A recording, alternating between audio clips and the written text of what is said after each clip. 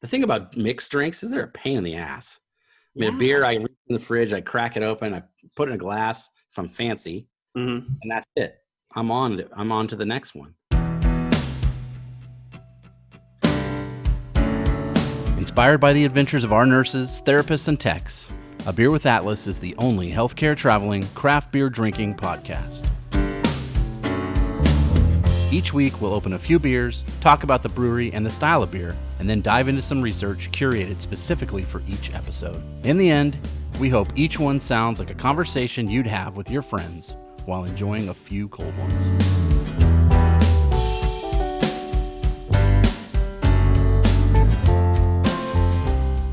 Welcome to another episode of A Cider with Atlas. I'm Rich. I'm Johnny Appleseed. Wow. A cider with Atlas? It's our first one. First one. Yeah. Oh, before my beer journey began, I was on a cider journey. Yeah. And I drank a lot of ciders. I liked them. They were good. They were refreshing. Magner's kind of smells like socks, but it's delicious. I drank Angry Orchard when it was called Hardcore before Sam Adams bought it, and before Boston Brewing Company bought and switched the name and whatever. So I drank it when it was called Hardcore. When Red's Apple Ale came out, I was super excited. Like it was, mass produced in cans. You could get everywhere. Yeah. I was all in for ciders. So then what? And then I met Brian Peterson. Oh boy. Bad influence. Ooh, I was hoping it was Seitner or somebody like that. Oh. Well, I mean, Seitner helped me on my beer journey a little bit, but there were a number of bad or good.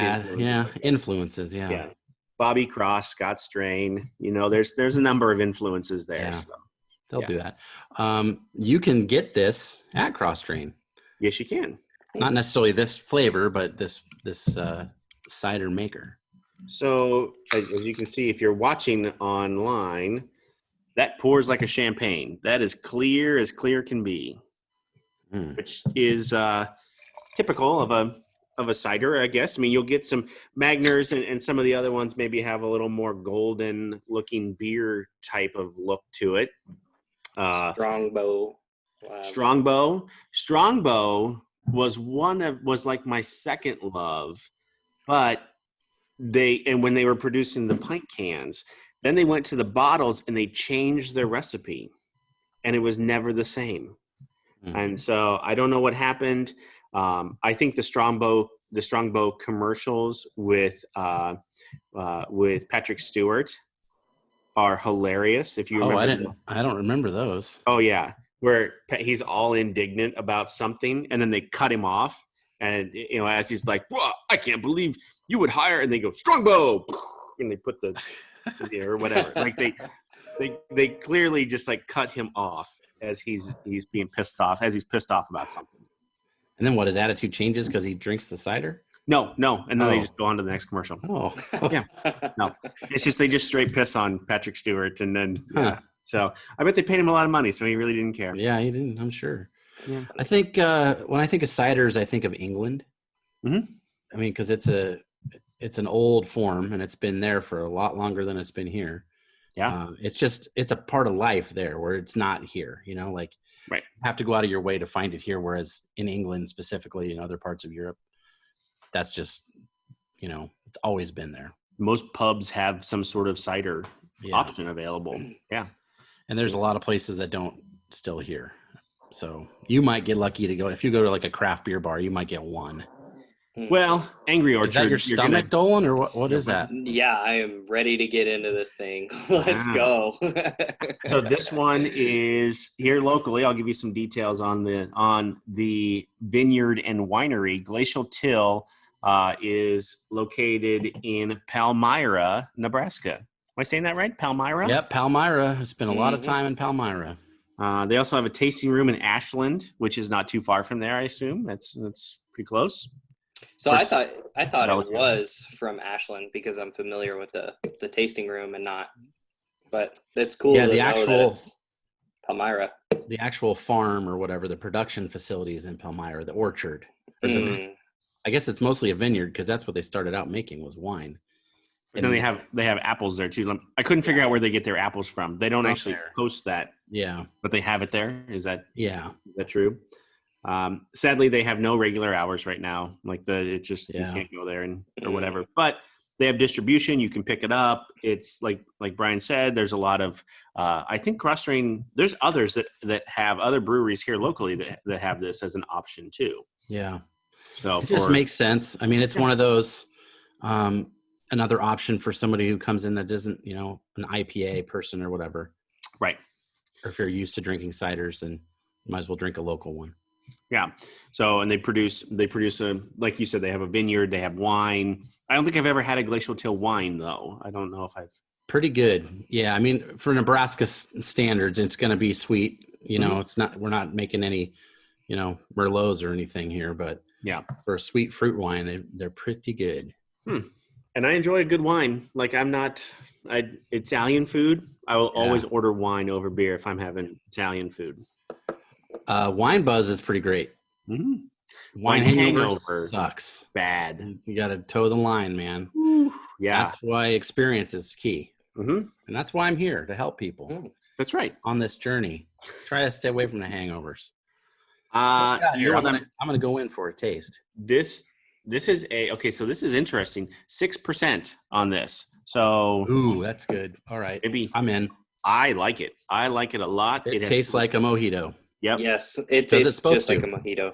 But like with good cider backing apple flavor, like there's that good sort of it's dry but and sweet, but not overly sweet. Mm-hmm. That mint really comes through. The mint that's really really does. Good. I love mint, so that's refreshing. I really like that. You get the mint right up here, it just it's weird how it comes through. It's almost like as you taste it, after where that flavor comes from. Yeah, it's almost like after you had just brushed your teeth and that awesome mint first breath. Yeah. Mm-hmm. Yeah. You're saying I could drink this and it would smell like I've always brushed my teeth. Yeah. No, officer, I just brushed my teeth. Yeah. Smell. Yeah. No. Oh, well, that's good. I just came from the dentist, Officer Peterson. Wink. Yeah. Good job. That happens. William? Dolan, you say you've been to the tap room?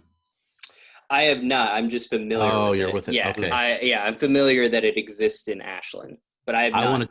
I want to talk about it because I've been there, and it's bomb.com. So first of all, this is all about does it ever reopen again, right? So if the world comes back online and we can go outside and go to places like this again, highly recommend a date night to this place because it's between Omaha and Lincoln. If you take Highway 6, it's probably a 20-minute drive from Westo, maybe 15 minutes. I was actually looking it up here to see. It's downtown. The building is probably 100 years old that it's in. It's very much set up almost like an art gallery. It has that feel. It's you can buy art there, local artists have their stuff up on the walls.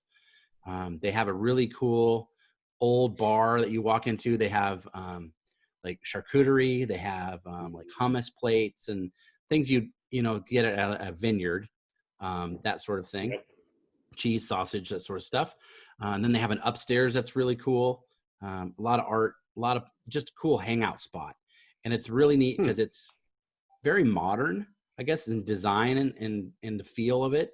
But it's in a town that's pretty small and it's next to, a Casey's gas station is one of their neighbors, So it's kind of fun to go there. Just a small town feel. You feel like you're going someplace when you're in Omaha, going there because you have to drive a little ways. It's not that far, but it feels like you've went a ways. And then you can also go and stop in when they're open in Palmyra at the facility where they make stuff. But their main, sit down and enjoy a glass or two or buy a bottle to go or 6 packs of this is in Ashland. And I can't recommend it enough. The staff's great. Just a fun vibe for sure. It's only 27 minutes from my house. Yeah, I knew it was pretty close. And it's kind of fun. taking Highway 6, because if you're like me and you're usually going to Lincoln, for whatever, it's an interstate drive, make it quick. And going to Highway 6 is just a little different view of everything, and just a slower way of life. It's weird how a mile off the interstate can change everything. Everything. And that's how this is. So I would 100% recommend like a Friday night or a Saturday afternoon, if and when this is available, to check it out. It's so worth it. There's a really good pizza place over there in the area too. And that's not Casey's. But kind of a fun little downtown area, just to grab like a slice of life of Nebraska outside of Omaha and Lincoln, like what the rest of the state is kind of like. It's that, and it's pretty fun. I'd assume there's at least one like antique store down there. Yeah. Somewhere. Yeah. But they have like sporting goods, like that sort of, like when you were growing up, probably in your town or whatever. Like when I go to Beatrice, there was a sporting goods store. It wasn't Dick's Sporting Goods. It was, like Charlie's mom and pop shop. And that's, where I would buy my shoes for school, stuff like that. So it has that old time feeling. There was one like that in Columbus, like just their downtowns like that in general. They've got like a medicine store, like a pharmacy, like you just walk in and it's all sorts of different medicines and stuff downtown or whatever. And it's been there since like the opening of Columbus. And but it's really fun to get that sort of thing. I feel like it's just a glimpse back in time of like how life used to be. But caught up with fancy tasting rooms. The only the reason I was familiar with it is because Glacial Till, they do their they bring out a couple ciders. It's their ciders. They bring out to their, might be wines too. They bring out to their farmers market down by my house when those nice. Open back up again. So this is a seasonal one that they make, so they don't always make this one. They also have, just like craft beer, they have, I think, 4 different seasonal varieties. Christmas, I think, is like a ginger and cranberry or something like that one. I've had a barrel-aged version of one that they made before that was super good. They have, I think, a jalapeno one. They've got quite a few, and they almost always have a hibiscus. Here's what I wrote those down because I thought that'd be kind of fun off their website. Right, cool. Their regular promote, like what they have right now, right? So they have all the time. They have the original, so they're plain old regular cider. They have a hibiscus ginger. Yeah, interesting. And then they have one called passion pineapple, like a passion fruit and pineapple. Oh, that'd probably be pretty good. Yeah, and then their seasonals. They have one called hopped. So they hop. It's dry hopped. Yeah. Ooh. Yeah. Really. That one's pretty good. I've had that one. This sounds super interesting to me because I love margaritas. They have one called Tillerita. Hey, that's out now, actually. I would smash some margaritas that taste, if it tastes like the Mojito right here. Yeah. Hell yeah. Strawberry rhubarb. That sounds good. Big rhubarb fan, so I like that. Honey lavender, which I don't know. That sounds floral to me. Yeah. I think I've had that one. The honey lavender. Yeah. Then their fall, so their Oktoberfest style is called caramel apple. Yeah, caramel apple one. That sounds good. Yum. Yep.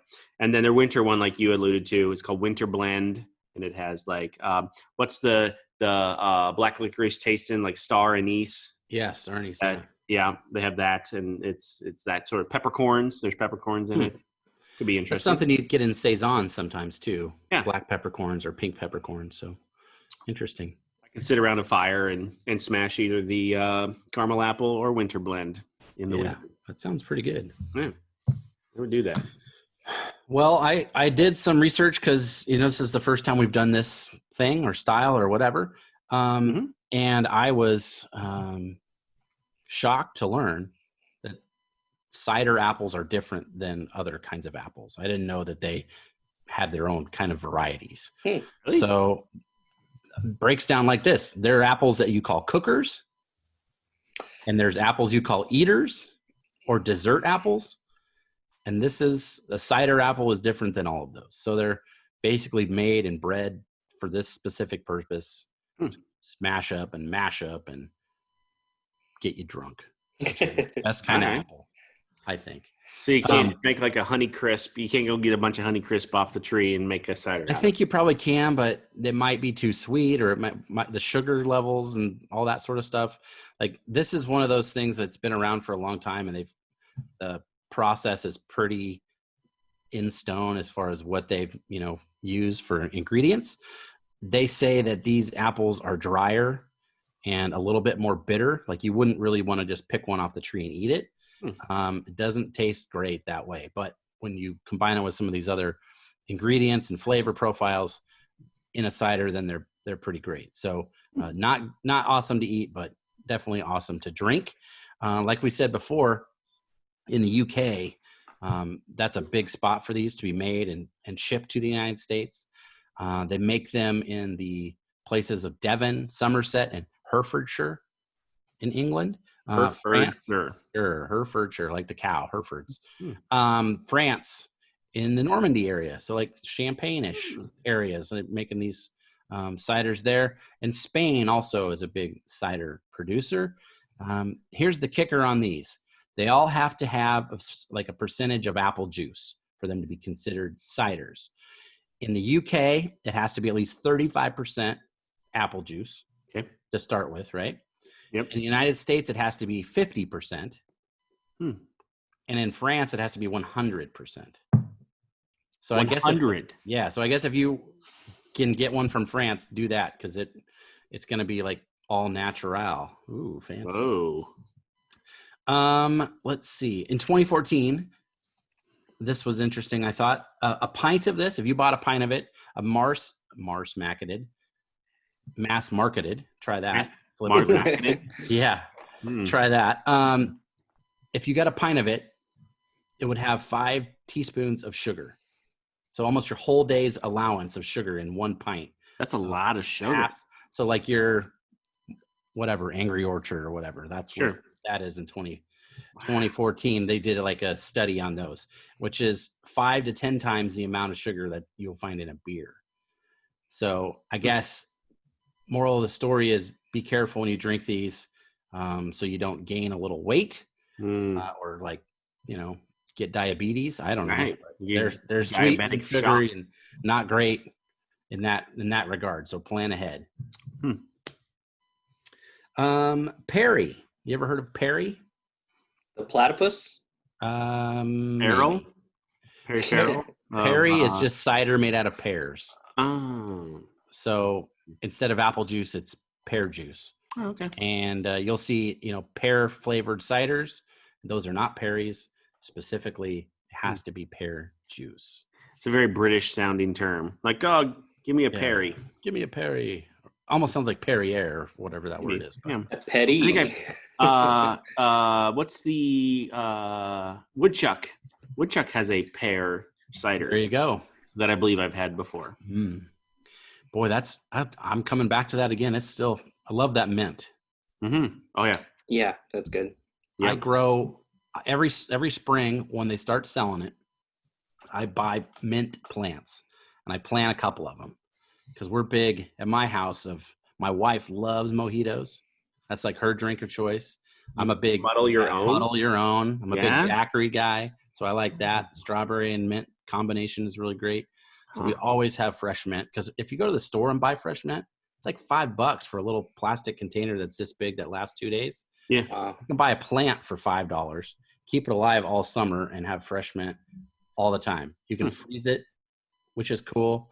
So when you need to pull the leaves and you don't need a drink that day, you can just pop it in the freezer and pull it out and chop it up later. But I just love the smell and the taste. So this thing is hitting me right in the spots that I enjoy. Yeah, it's and I appreciate it for the dryness. Just the apple, just that, like the backbone of it. You can tell, as much as it is like mojito flavored, that backbone is definitely there. That apple is 100% there. And I think that dryness for me, it almost equates to champagne. Like it almost is a champagne-y. After the mint goes, then it's like, oh, I'm drinking champagne, and then it finishes appley. Sweet. It's way back there. It's way, you get that dryness way back on your palate. Yeah. It's kind of fun because it's hitting all sorts of spots. Yeah. Which is great. Yeah, you talked about those apples too that they use to make it. I actually had one of those trees in my backyard growing up, and my stepmom would make. She made breads, she made pies, she's cooked it down and made like cobbler and stuff. Oh yeah. But if you pick it off the tree and take a bite, it's like the worst thing in the world. Like it's so tart and bitter and not appley. Yeah. But if you add a bunch of brown sugar and cook it down, the apple flavor comes out. And if you dump sugar on this apple, it tastes great. Which is, can't hurt. America. Well, and actually we had 2, so our whole backyard would just be apples, to the point where we had too many apples to do anything with, so we'd give them to our neighbors. We'd mow them over and use it as like mulch for the garden. But my favorite thing that we would do is we would take the bat and we'd bat apples like all day. We've had the cops over a couple times because we were batting apples. Nothing beats hitting a rotten apple with a baseball bat. Just explodes. Yeah, and you get all sticky and yeah. I've been there. Yep. Oh yeah. Yeah. In the meantime, I've got like 3 apple trees in my yard right now. I couldn't get to produce an apple if I wanted to. I don't know if I'm just I shouldn't be a farmer. Not one apple. Not one apple. No. It'll come in the fall, probably. Maybe. Closer to the fall. I got a little blueberry plant that has 2 blueberries on it, and I am nursing that thing. And I go out there every day and give it a little water. Oh, man. You're going to be hungry if that's what you're producing. I kind of want to like sneak out there in the middle of the night and just tape a Jonathan apple to your tree and see what happens. You're like, I did it. Glacial Till. Here's some of the research I did. So I thought, well, that's kind of a cool name. Where does it come from? What does it mean? Well, it's soil. So I'll read you the definition of what glacial till. So till itself is unsorted material deposited directly by glacial ice and shows no stratification. So if you're a earth nerd, you'll know that there's no lines. There's no like sediment showing like you see on the side of rocks sometimes. The different colors or whatever, striations. That's different times. Basically, that's formed. Dirt has formed into that rock, and that doesn't show up in this stuff. Sometimes it's called boulder clay because it has a lot of clay in it, and basically big boulders would break off these huge rocks and roll down the hill, and just sit there and then decompose almost over time. This sort of stuff would happen, and it takes a long time, but that's what it is. The rocks that you'll see in this sort of ground are usually sharp and angular because it was basically rocks caught up in ice, and then the ice melted, and then the rocks were just there. Whereas some rocks you'll see are real smooth, and that's because they were moved by the water itself and not by ice. So water over time breaks that down, curves out the angles. This sort of stuff was basically, here's ice, it melted, this is what's left over. So that's the difference between, I guess the rock formations. There's 2 terms that were very sciencey that I wrote down. Basal, B-A-S-A-L, which is carried in the base of the glacier, and then it was underneath it, and then it melted, and that's how it stayed there. So like pushed along the bottom. And then ablation, A-B-L-A-T-I-O-N, was carried on the surface of the glacier itself and then let down. So that's what the land is. And that's kind of like how some of our stuff around Nebraska was formed. Some of our areas, especially down, I guess, in that Palmyra area. So that's where they came up with the name. Is not just a cool name, but it's like a geological thing that happens. And I didn't know about it. So there we go. I got to tell you, that was pretty sciencey. I almost fell asleep. Yeah, it was, and I really watered it down because there was a lot of other words, and I was like, I don't know geology. Not doing that. I took geology in college because it was one of the science classes that didn't require a lab, and I passed it, and that's about it. So I always thought it was funny if you ever watched Big Bang Theory. They would always make fun of the geologist guy, the big dude that had a real deep voice. I can't remember his name. But they always make fun of him because he was the geologist. Well, that's not real science to them or something. Yeah, it wasn't real science to them. They would just study rocks or whatever. So, yeah. Anyway, cider itself is apple juice. That's the main ingredient. Fermented apple juice, right? Yep. Yeah. And no true cider has any grain in it at all. So that's 100% different than beer, which is almost usually all grain, and then maybe some fruit additives at the end, whatever flavor enhancements. Cider is all apple juice. That's the theory. Yep. Now, it can be diluted down, and we were talking about that earlier with percentages that you have to have for it to be a true cider, but that's the main ingredient it starts with. Then it's fermented. Throw your yeast in there. They should be in color, sometimes light yellow, sometimes orange or brown. You'll see some ciders depending on what's in it. This one is I guess it's clear. It's got a yellowish tint. Yeah, I would say to it. Yeah. Like a little bit more yellow than a white wine, I guess. I think this. Close. This is pretty close to Chardonnay. Yeah. So it's close in that. Ciders usually are either dry or they're sweet. That's kind of the two you can go for, depending on how much sugar's added and that sort of stuff. They also can be non-alcoholic. So you don't have to ferment it to be a true cider, which is like apple cider you get at the grocery store or at the pumpkin patch, Yep. If you're a grown-up, then you might as well have alcohol in it. Right. Lots of antioxidants. So they're kind of good for you. Some of these have, here's another science word for you, polyphenols, which protect against some kinds of cancer. So it's like a cancer shield. And then sometimes those same things, polyphenols, are taken out of beer processing. So like when you make beer, those are in there, and a lot of times those are taken out because they're cloudy. So in a hazy IPA, that's great. But if you're making a lager, you don't want this stuff in there. So you take it out scientifically. I don't know how they do that. I read a little article about it, and I was like, no, that's too much for me.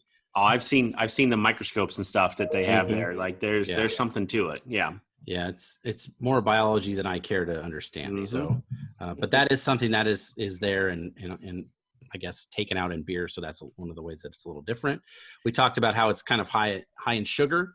A lot of that is because of the fermentation, because of the sugarness in the apple cider juice itself is pretty heavy in that. And then the yeast just goes crazy. So some of these can be pretty strong too. Yeah. This one's 6%. Some of them get up to like 14, 15, almost to the mead level. So it just depends on what you're making or who's making them. But usually they're around 5.5 to 7%. So what is how do they, do they remove the yeast? How do they stop it from like a second fermentation in the can? Is the yeast removed at some point? I think it's just either chilled down, like just freezes that, or sometimes I think even sometimes they boil it off, similar to what they do with beer. Just a change in the temperature of that will cool it off. But I think from what I know, and my brother-in-law makes this sometimes, it's very easy to make cider. Like if you want to make an alcoholic cider at home, the best thing to do, go get some apple juice or apple cider, like that you can buy at the store. Yep. And put a little bit of yeast in there, like bread yeast. Put in some tart cherry juice. Let that sit for a couple weeks. Boom. You've got your own homemade cider. Pretty cheap, kind of boozy, pretty tasty. So it's something anybody can do from what I understand. So it's like you don't need a lot of equipment to make it. Like prison wine, but you're not making it in a Pert Plus bottle. Or in a toilet bowl. Yes, correct. True. It has a lot of carbohydrates, but it's similar in calories to beer. So I guess which is weird because of the sugar content. That's right. odd. Right. Okay. The other thing I wanted to talk about is Mojito itself. Kind of touched on that, and that's one of my favorite cocktails. I am a beer guy, but if I have a cocktail, a Mojito is one that is okay with me. Also a mint julep I'm a fan of. Anything with mint. Ooh, you like the mint julep? Man. Yeah, I don't mind it. I mean, you got to have a lot of sugar in there for me, though. Well, yeah. But, ground up mint and and some bourbon and sugar. Pretty good. Those Kentuckians are weird with that, but okay. Well, they make a lot of whiskey down there. They know what's up. They know what's going on. I get it. Maybe okay. So what they kind of equate it to is if you take a mint julep and you add a daiquiri, you get a mojito. I mean, if bearing some of the ingredients themselves, the theory of that is mint and sugar gives you the mojito. Okay. Basically, they think it came from Cuba. That's where they're famous. Havana is a famous place for mojitos. And where it comes from, nobody's really for sure. They call the mojito the drink bartenders love to hate because they're labor intensive. They're a mess, especially if you make it the right way. You're muddling, you're peeling, you're zesting and all that stuff. Yeah. A couple of different things. And when we make them at home, when my wife is on call, she'll make them without the booze part, without rum for her. But I'd make sure I get rum in mine. Well, sure. Yeah. But if you're going to do it, you might as well make 2 or 3 because it's a pain in the butt. And you have to clean all that stuff. So I get it. If you're at a busy bar, maybe don't order a mojito. Go to like a cocktail place. Yeah. To get one. Cuba is the birthplace, they say, mostly because of the rum. And rum, a long time ago, was barely drinkable. So people working in the sugarcane plantations and that sort of stuff, the rum was bad. It was like make you blind, almost like moonshine sort of thing. So they think that this combination of citrus and sugar was just to make it palatable and drinkable. Oh. So it was out of necessity because they wanted to get bit, they wanted to get drunk, but they also wanted to like not have to gag. Yeah. So they added these things into it. That's one of the versions. Another version of where this drink came from originally is in the lore of the pirates. So pirates love rum, right? We know that. Seen the Johnny Depp movie enough times to know that. Of course. Right. They also got scurvy and dysentery. So the theory is, okay, well, we have this rum. Let's add some vitamin C. Let's get some limes, a little bit of sugar. We're already down here in the islands anyway. Was an associate of Sir Francis Drake. So he was a famous, he was maybe a pirate or a privateer. He was from England. I know that. I think privateer is probably a closer. Yeah, he wasn't straight pirate, I don't think. Yeah, funded by the government, that means you're a privateer. But if you're not funded by a government, then you're a pirate. He was legit. He was in legit business. Yeah. So an associate of his maybe made a mojito for the first time. They don't know. And then there's a bar in Havana, and it's called, oh gosh. Nope, not going to try it. Dolan could say it. He knows. He's good at that. La Bodegueta del Medio. So something of the middle. I don't know. I don't know what Bodegueta means. Bodeguita. I don't know what it means either. Like it almost looks like bodega, which is a shop, right? So it's like the little shop in the middle. Maybe that'd be my rough translation. Marketed as the first place to actually make one for the public. Like you could go and buy. They have a big sign outside. I saw a picture of it online. It looked like a rusty shack. Like it was just a hole in the wall place. But they're allegedly, they say, the creators of the drink. So whether you believe the pirate theory, which is hundreds of years ago, or the Havana bar one, which is like 100 years old, nobody knows for sure, but mostly originates in that area. I like the pirate theory. Yeah, I mean, if you can have pirates, why not have pirates involved? Right. Yeah, I like the pirate theory. That's a good one. But, I mean, the lime thing makes a whole lot of sense. Where'd they get the mint from, though? Like, that's, I guess, I don't even know. They get that in trades, the spice trades or whatever? They must have. I mean, somewhere down there. I know that you can grow it. It almost grows if you plant it, or maybe don't even plant it on purpose. My sister-in-law in Indiana has it growing in her backyard almost like a weed. It just took over everything. Weird. So it's very invasive. And it doesn't take a whole lot of water to keep it going. I have mine in my house in the front, by the front door. Gets good morning sun, but it's not in the heat. And that thing, holy cow, does it grow and grow and grow. You can peel those leaves off. You make a drink every day. Really? Oh yeah. Best $5 I spent this year at Home Depot was on mint for my house. I noticed just about growing. I noticed yesterday, a couple days ago, I have a one lone corn stalk growing in my backyard. One stalk of corn, and it's almost knee high. So I mean, we're right on track. Knee high by the 4th of July. I know we're gonna get 2 ears of corn out of this thing, maybe. Nice. It's Just probably not growing sweet wild. corn, is it? This is just Wow. farm corn. Yeah, it's probably seed corn. You don't want to eat that. Who knows? We'll find out. I'm gonna eat it. Yeah, I think you're right. I would. It's just weed corn at this point. I mean, it grows with the weeds, and yeah, not the Colorado kind of weed. Just like the weeds that you don't like that you would try to kill in your backyard. So fun thing about if it is sweet corn, if you wait till the corn's like this big, like those mini corns, yeah, and you pick it, you can pick those and throw it in like stir fries or whatever. Oh, yeah. Super good. And they're like little mini corns. Yeah. I always have a can of those. Those are great in stir fries. Yeah. Like fried rice. Yeah. You don't like the corn? No, you just eat the whole thing. Well, you can do it that way too. It makes you feel giant. Yeah. And then you eat the whole thing, right? Yeah. I have. I left in my notes. There's one other theory about where it came from, and it was sugarcane field. So like slaves that were working the sugar canes, the fields themselves. They took the name of mojo, which is like to cast a spell on somebody.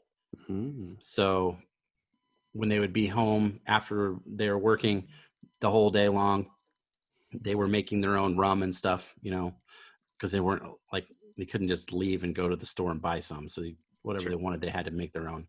So that was another thing that they thought was a way to get back at the people that were owning the plantation, taking the sugar, making their own booze, putting it together, and just having some sort of release after their day. So that's another theory as to where this drink came from. The difference between those drinks and where to dump in Havana at the bar is in the city, they added ice, which wasn't, that's something we take for granted, but you don't have that out there probably. And then carbonated water. So a true mojito should be in a tall glass with lots of ice, carbonated water, and then you'll have those other ingredients that we talked about, the sugar, the mint, and then all that booze. So it's evolved over time, mostly economically, because the people that were purchasing them have more money and they're in the city itself with, ice, electricity, and that sort of stuff. Right. But if you're out on the farm or the plantation or whatever, it's going to be like, room temperature warm versus the city where it's a cocktail and fancy. And they say it spread to United States because when Prohibition hit, a lot of people went to Cuba from Florida for like vacation because it's not that far, like 70 miles or something. And they got the drinks there and they really liked them and brought back that, the recipes basically. And that's how it hit the United States and spread. So it's only been in the US, I don't know, they say 70 years, probably around 70, 80 years, depending on the first people that came back from like vacation. So it was like a vacation thing you try to recreate. Have you ever been anywhere and had something that you wanted to recreate at home that you couldn't get? I just tried that actually with, So Jenny bought one of those Margaritaville, like margarita makers, like the machine, which I would highly recommend.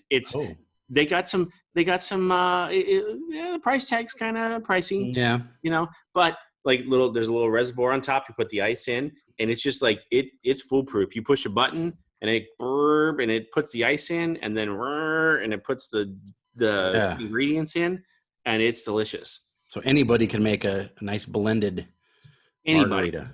So I tried to make the Miami Vice. Remember, like we've talked about this, if you go to Jamaica, right, they give you the pina colada and the strawberry daiquiri.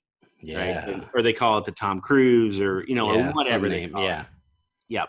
So I tried to do that. Mine were not thick enough and it just mixed together and made a pink liquid. Pink drink, but it probably tasted good. Oh, it tasted great. Yeah. But it didn't make it didn't sit on, like the white didn't sit on the red like it was supposed like a black and tan. Right. Yeah. It didn't work for that. No. Boy, summer is the time for icy drinks.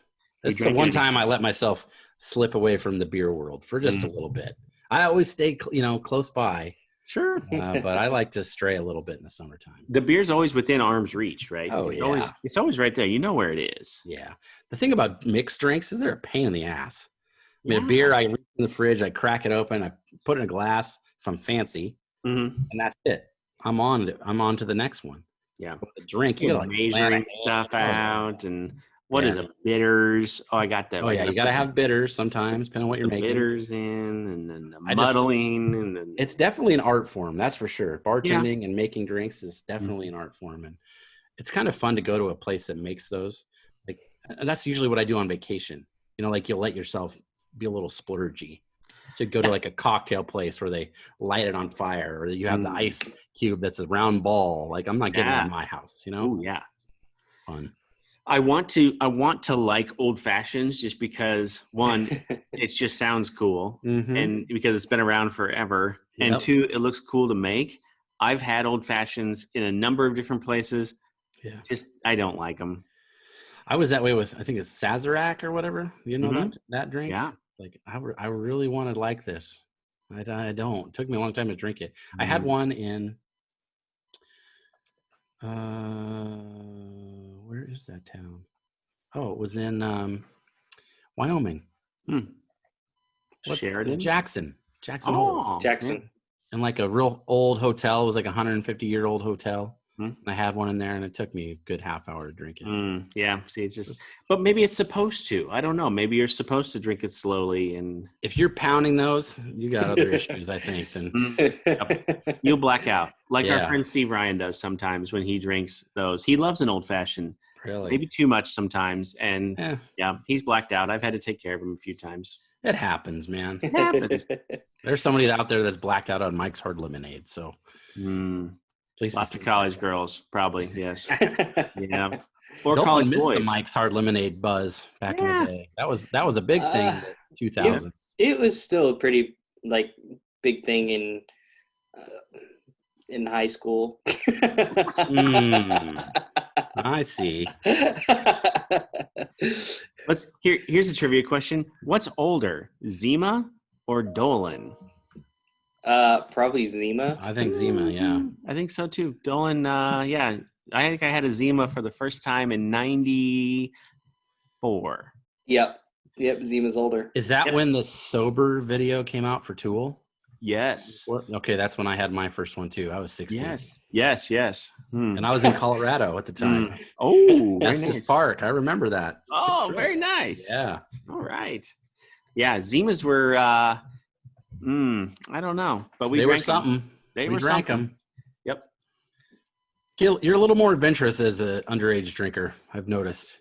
Get a little set in your ways, and now you're looking for old fashions, and back then you're looking for anything. You're looking for air. Anything. Right. Yeah. Well, it's really strong, but it tastes like rotten tuna fish. You're like, I don't care. Give me a matter. case. This goes Got back a party to your, this weekend. I don't care. No, it goes back to your story about the rum tasted like shit, so they had to put something in it to make it taste. That's how you are in high school, right? I mean, it didn't matter. It didn't matter. That was like my old Milwaukee and Crystal Light story. I mean, So yeah, that's gross. Beggar users, man. we Take what you can get. we drank cream de menthe one time just because it was alcohol. Oh man. And then my mom was like, "Where'd that cream de menthe go?" I'm like, "I don't know. It's been up there since like 1982." I was gonna say that's a bottle nobody's ever. I bet I have some, but I don't know man. what I would use it for. What would you use it for? Yeah, well, we drank it and it was gross. Hot cocoa, maybe. I don't know. We mixed it with Sprite and then threw up a lot. Yeah, I could. That just sounds terrible. Yeah, we got buzz. I have an uncle who grew up on the reservation. I call him uncle, but he's just like a really close family friend.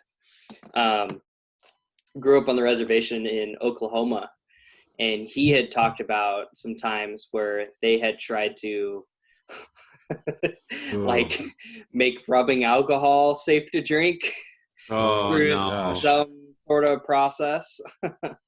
Like distilling it down or something. Like they're trying to get out the poison side of it so they can drink it and get drunk or whatever. And he said they would do that. I mean, yeah, almost every time. He said it's the worst thing you could ever taste. Oof. Talk about going blind. Mm-hmm. Well, just add some mint and some sugarcane sugar in there and muddle it up. You're in Cuba. And yay. Hey. All right. So I think there's got to be Untapped. Yeah, there is. Yeah, I would guess so. All right, let's look it up. Because I'm pretty sure I've checked into that barrel-aged one. I had it at the Beer Fest a couple years ago. Oh, yeah, you're right. Oh, man, so good. Okay, here we go. Glacial Till, Mojito. 261 check-ins. Not very much. Small. Yeah. Not much at all. Well, it's very local, so yeah. And it's a seasonal local cider. Oh, this is interesting. So in the details, we slightly hop our cider with Cascade hops to give it a citrus characteristic. There you go. No, interesting. Cascade was a big hop that was used in a lot of West Coast IPAs back in the day. It was one of the they call them like the 3 C's for hops, and that was one Cascade, of them. Citra, and Chinook. Oh, okay. Okay, so 261 check-ins. What do you think? Where do you think we're at on this one? 3.48.